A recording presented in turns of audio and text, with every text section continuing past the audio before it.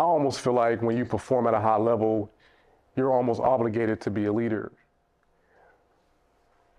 because people want to do what you do, right?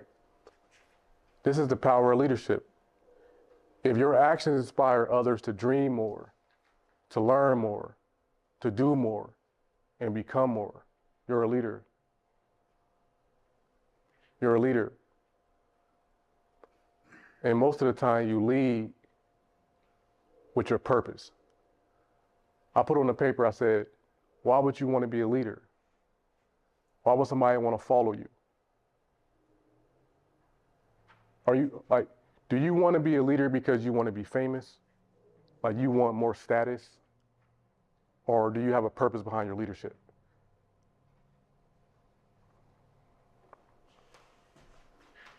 Do you want to be a leader to have more people know you and know what you do? Martin Luther King wasn't trying to be famous. You see what it got him. He had a purpose.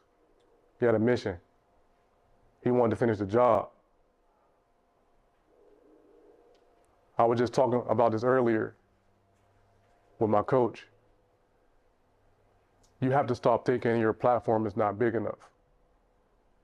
You have to think purpose. Why am I doing this? Who could benefit from what I'm doing? How would this leadership change somebody's life? It can't be, I want to change 1 million lives. Change one. Get one person to follow you. Get one person to change their ways. Motivate one person, inspire one person. Transform one life, right? That's how powerful leadership is.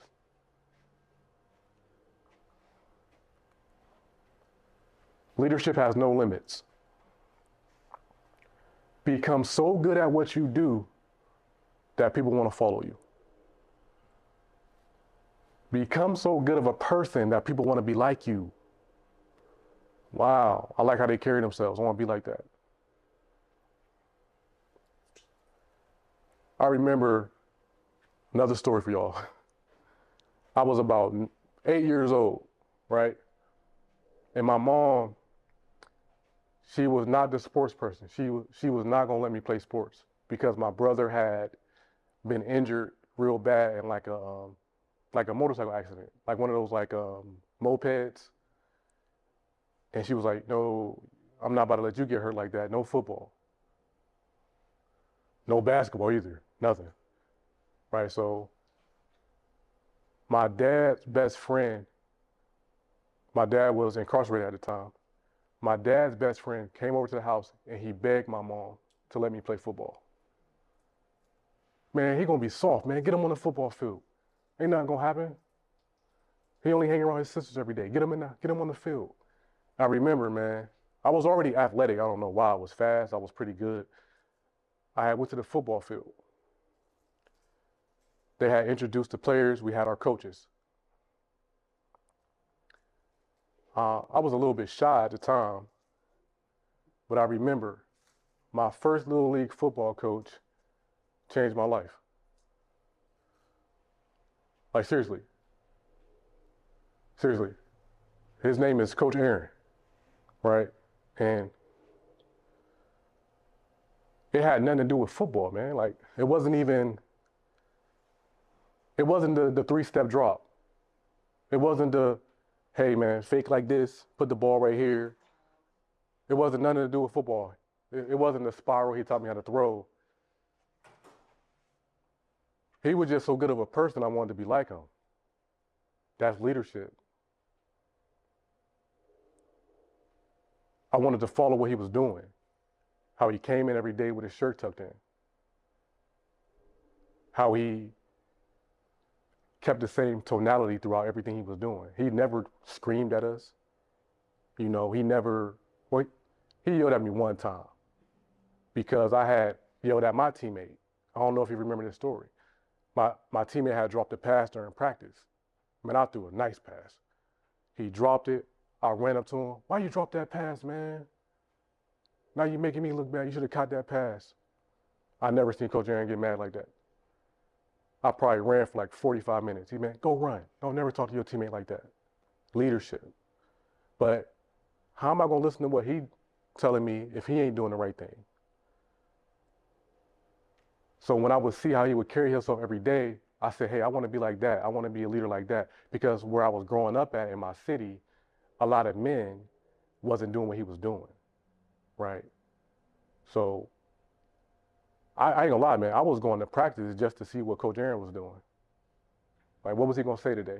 What inspirational words was he gonna say? We had to learn Bible verses. What Bible verse am I gonna learn today? And if I get to get a ride home for him to get I get to ride a nice car. But seriously though, like, everybody want to be a leader, but you don't even know why somebody would want to follow you. Like, that kind of go back to when I was coaching young men. You can't be trying to lead somebody when you ain't even leading yourself. Like, you gotta step outside of yourself, and like, you gotta really look. Like, the mirror, like, everybody want to look in the mirror. You gotta look inside. Like, why would somebody want to do what you're doing? If you want to lead, you want to be a high performer in life, you want to change lives. I have to see somebody doing that first before I can actually follow them. So from that day forward, that was the foundation of who I wanted to be as a man. And I was 9 years old, 8, 9 years old. So you never know who's watching. You don't never know who's watching. Listen, man, how can I go coach young teenagers about basketball? How can I write books and y'all see me somewhere doing something crazy, right? What if I go training? What if we go do skill work, we work on basketball, and then I see his parents somewhere in the club or something? Like, man, you was just working with my teenage son. What you doing here? That's not leadership, man. That's really a facade.